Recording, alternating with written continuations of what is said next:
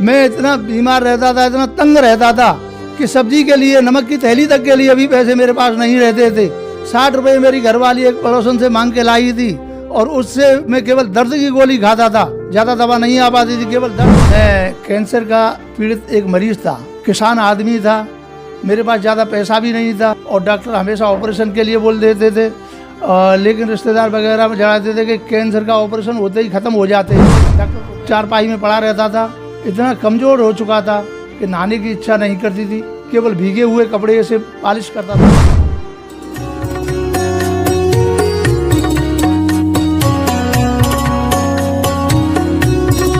नमस्कार सर। नमस्कार जी।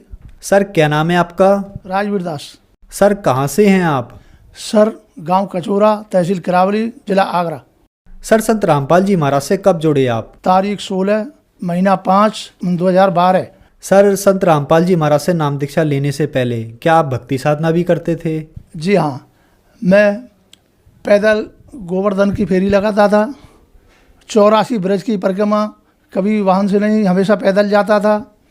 और एक संत थे जिनका नाम था प्रकाशानंद गिरी, उनसे नाम दीक्षा भी ले रखी थी। ओम नमः शिवाय का मंत्र जिन्होंने मुझे जाप के लिए दिया था, उसका जाप भी करता था। और जितनी भी देवी देवताएं त्रिलोकी की सारी पूजा करता था। और उसके बाद में जब समय बचता था तो गांव के देहाती जो सत्संग होते हैं उनमें जाता था। अखंड रामायण जहाँ भी कहीं गांव में होती थी वहाँ पर मैं जाता था। और गांव में भी इतना मेरा वो हो गया था कि जहाँ भी प्रोग्राम अखंड रामायण का होता था मुझे बुलाया जाता था, भगत जी हमारे यहाँ अखंड रामायण का प्रोग्राम है। 4 घंटे से पहले अगर कोई मुझे हटा देता था तो मैं नाराज़ हो जाता था, बोल देता था कि भक्ति नहीं करने देते हो, रामायण नहीं पढ़ने देते हो, क्यों बुला के लाते हो मुझे। ऐसी अटूट मतलब भक्ति में जो उसे समझता था, जो त्रिलोकी देवों की भक्ति है, जिससे मुझे आज तक कोई लाभ नहीं हुआ। 84 की फेरी से केवल घुटनों में दर्द और एड़ियों में दर्द, गोवर्धन की पैदल परिक्रमा जाने से केवल यही सारे दर्द पीर बन चुके थे। और मेन रूप से मैं एक कैंसर का पेशेंट रहा। सर आपके बताए अनुसार आप बहुत कठिन साधक रहे हैं, तो फिर आप संत रामपाल जी महाराज की शरण में कैसे आए? सर मैं कैंसर का पीड़ित एक मरीज था, किसान आदमी था, मेरे पास ज़्यादा पैसा भी नहीं था, जितना भी पैसा था सारा इलाज में खर्च हो चुका था। करीब 1-1.5 लाख रुपया 2 लाख रुपया खर्च हो चुका था और डॉक्टर हमेशा ऑपरेशन के लिए बोल देते थे, लेकिन रिश्तेदार वगैरह में जनाते थे कि कैंसर का ऑपरेशन होते ही ख़त्म हो जाते हैं। डॉक्टर रुपया भी 2-2.5 लाख मांगते थे, उतना पैसा मेरे पास अब नहीं बचा था, केवल सब्जी के लायक मेरे पास पैसा था। और मैं पीड़ित होकर के चारपाई में पड़ा रहता था, इतना कमज़ोर हो चुका था कि नहाने की इच्छा नहीं करती थी, केवल भीगे हुए कपड़े से पॉलिश करता था शरीर पर। एक बार ऐसा हुआ कि संत रामपाल जी महाराज के शिष्य एक गाड़ी लेकर पुस्तक सेवा करने के लिए मेरे गांव में आए और मैं चारपाई में पड़ा था। मेरा खेत सूख रहा था, मेरी ज़मीन में खारी पानी था, केवल नहर के भरोसे का खेत था। मैं उसमें सिंचाई करने के लिए परेशान था, नहर बंद हो चुकी थी, खेत सूख रहा था। तो मैं वहाँ घूम के आता था लकड़ी के सहारे से, और आके जैसे ही चारपाई पे मैं लेटा तो मैंने कानों से माइक की आवाज़ सुनी। तो मैंने अपने छोटे बच्चे से कहा, बेटे आवाज़ किसकी आ रही है? बच्चे ने कहा, पापा ये कोई गाड़ी पुस्तक बेच रही है। तो मैंने कहा कि बेटा एक पुस्तक ले आओ। घर पे पैसा नहीं था, मेरी घरवाली मेरे दर्द की दवा लाने के लिए 60 रुपये किसी पड़ोसन से मांग कर लाई थी। तो मैंने उससे कहा इसे 10 रुपये दे दो। उस समय 10 रुपये मात्र ले रहे थे गाड़ी में जो ज्ञान गंगा के लिए। तो मैंने उससे कहा इसे 10 रुपये दे दो, एक पुस्तक मंगा लो। तो घरवाली झुंझला करके कहने लगी कि सारी अलमारी भरी पड़ी हुई है, रामायण, सुख सागर से पुराण, देवी पुराण और प्रेम सागर, सुख सागर क्या क्या भरा पड़ा हुआ है, गीता भरी पड़ी हुई है, और इतनी पुस्तकों से झिकते नहीं, अभी एक पुस्तक और ले आओ। मैं 60 रुपये पड़ोसन से मांग के लाई हूँ, क्या इनको भी ले लोगे? फिर हाय हाय करोगे, दर्द की दवा काहे से आएगी, सब्जी के लिए भी पैसा नहीं है। मैं बोला मैं परमेश्वर की कृपा से थोड़ा दर्द सहन कर लूँगा, एक पुस्तक मेरे लिए मंगा दो।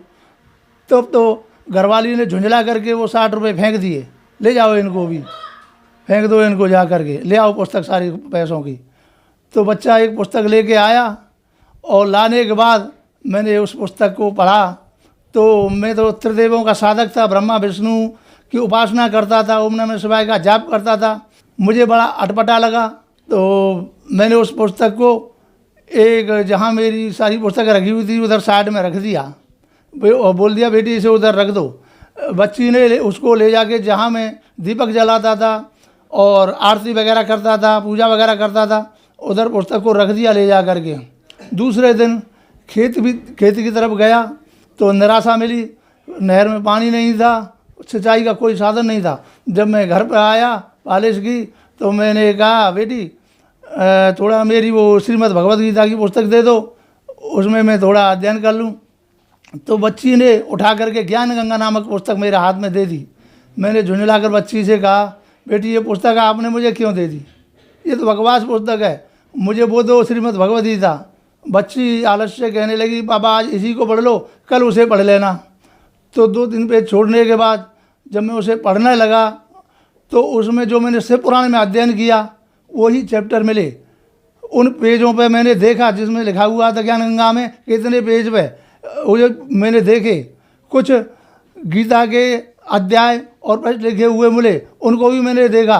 एक आर्य समाज का प्रवर्तक का उसके पास भी जाता था, वो कुछ वेदों की बातें बताता था। मैं उस पुस्तक को लेकर के उसके पास पहुंचा तो मैंने उसको बताया कि तू तो गलत बताता था मुझे, तेरी तो गलत साधना है। ये देखो इस ज्ञान गंगा पुस्तक में क्या लगा हुआ है। ज्ञान गंगा पुस्तक को मैंने 3 बार पढ़ा और मुझे कुछ राहत की सांस बीमारी में भी मिलने लगी और मेरे दिल में ऐसा उत्साह हुआ, ऐसी चाहना होने लगी कि मुझे इस संत के दर्शन करने चाहिए। ऐसे संत कहाँ मिलेंगे। और मैं समझता था कि पीले कपड़े होंगे, क्योंकि मैंने तो ऐसे ही संतों से मुलाकात की थी, दाढ़ी वाड़ी बड़ी होगी, बाल वाल बड़े होंगे।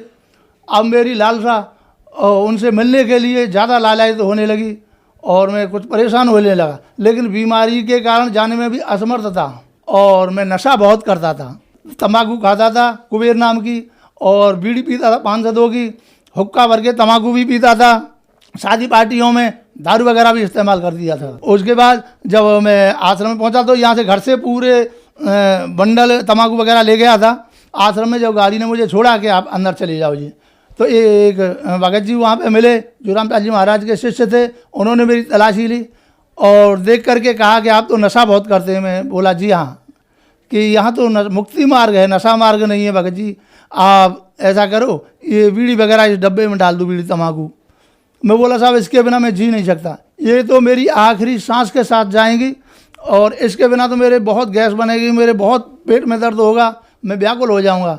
भगत जी ने मुझे समझाया कि ठीक है, अगर जब व्याकुल होंगे हम आपको ये देंगे निकाल के, इस डब्बे में रख दो। उसके बाद पहले दिन मैंने सत्संग सुना, दर्द में कुछ राहत मिलने लगी, लेकिन समझ में मेरी कुछ नहीं आया। दूसरे दिन कुछ भक्त लोग वहाँ मिले और मेरी भी कुछ समझ में धीरे धीरे आने लगा। भक्तों ने मुझसे परेशानी पूछी, मैंने उनको प्रॉब्लम बताई और उन्होंने मुझे समझाया भक्तों ने कि आप किसके साथ आए हो। मैं बोला साहब मैं तो ज्ञान गंगा पुस्तक पढ़ने से आया हूँ, कितने भक्तों की पीड़ाएं ठीक हो गई हैं, परमात्मा हो सकता है मेरी भी पीड़ा ठीक कर दे, तो इन संत जी की शरण में आया हूँ। तो उन्होंने बोला कि आप नामदीद चलो, आपको तुरंत आराम मिलेगा। उसके बाद दूसरे दिन संत रामपाल जी महाराज से नाम दीक्षा ली। सर बहुत कठिनाइयों के होते हुए आपने संत रामपाल जी महाराज से नाम दीक्षा ली, तो क्या संत रामपाल जी महाराज से नाम दीक्षा लेने के बाद आपकी परेशानियां दूर हुई?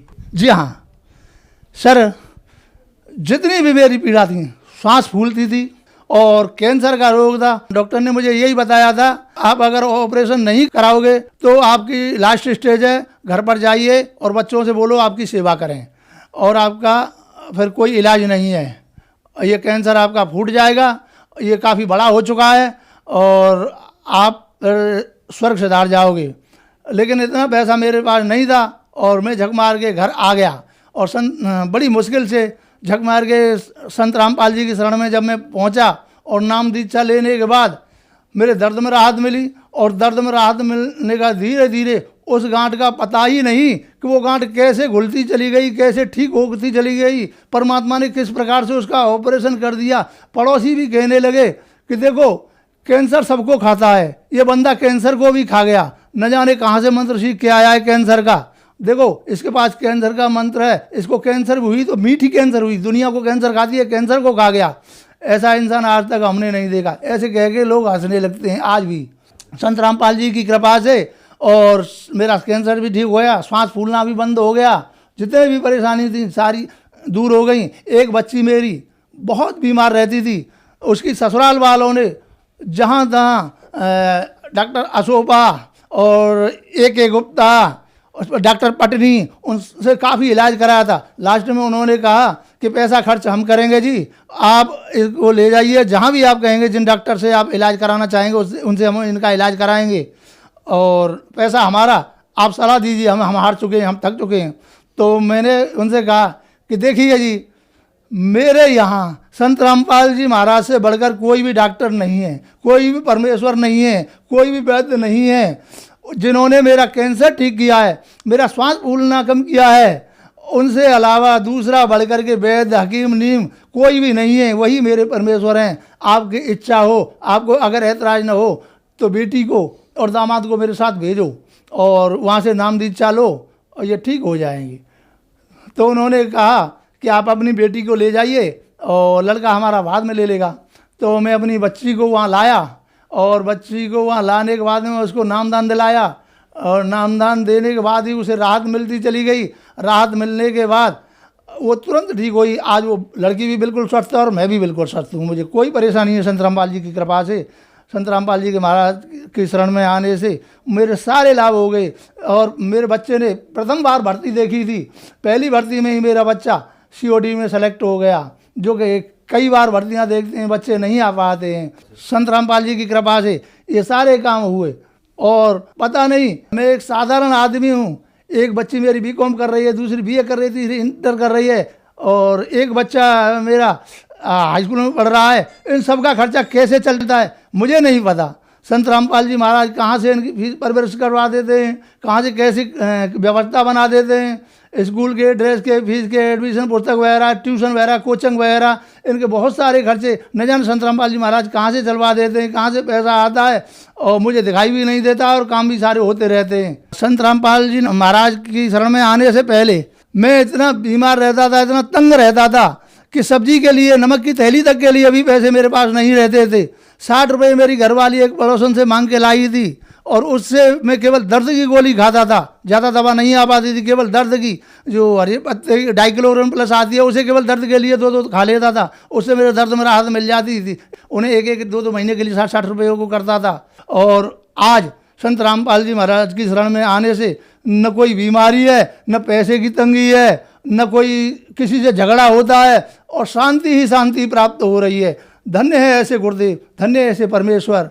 सर, आपकी स्थिति बहुत दयनीय थी। आपके पास दवाई खाने के लिए भी पैसे नहीं थे। फिर जगत गुरु संत रामपाल जी महाराज से नाम दीक्षा लेने के बाद आपका कैंसर ठीक हो गया। सर, आपने ज्यादातर धर्म ग्रंथों का अध्ययन बहुत ही गहराइयों से किया है। तो सर, जगत गुरु संत रामपाल जी महाराज में ऐसी क्या शक्ति है जो कैंसर जैसी लाइलाज बीमारी बिना ऑपरेशन, बिना दवाई के केवल नाम दीक्षा देने मात्र से ही ठीक कर रहे हैं?